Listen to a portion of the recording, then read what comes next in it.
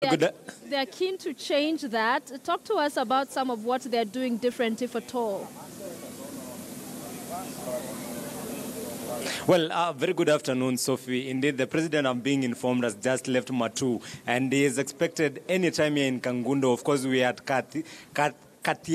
Kadidiyama Primary School in Kangundo, where he's expected to land any minute from now. But of course, the main agenda here is this gadget here. He's going to launch this gadget, which was actually dispersed to this particular primary school in this year. This is the iPad which the Jubilee government promised to these kids, the primary pupils. Remember, earlier on it was supposed to be the laptops, but it was downgraded to an iPad. And the president and his deputies expected to have a sit-in in one of the particular classrooms with some of the pupils, just to go to be taken through how these gadgets work, and if indeed they work. And of course, we will be waiting to see how long and what actually they'll be told regarding this particular gadget. But as it is now, Sophie, I have the Jubilee candidate in Kangundo constituency who is here as, of course, waiting to receive the president the moment he arrives.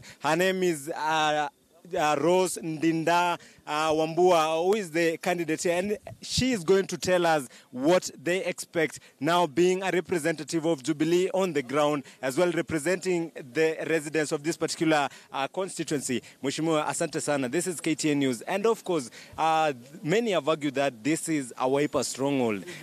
Basing it on 2013, the current MP is a Jubilee, is a Wiper candidate. Of course, is that really the case now, and has that changed? Thank you very much. I think we are changing in Kangundo, and we are making it a Jubilee zone. And that's why we are saying we have worked until we have convinced the president, the Jubilee presidential candidate, to actually come and do a rally at Kangundo. And because he has seen there is work in Kangundo, and Kangundo is no longer what it was. It is no longer a NASA zone. It is actually now a Jubilee zone. Why did it change from being a NASA to a Jubilee zone? Thank you very much. I have worked with the people of Kangundo for the last 3 years, and I have convinced them about my candidature. So when I came and joined the Jubilee, they were able to join with me, the Jubilee, and see where Rose is.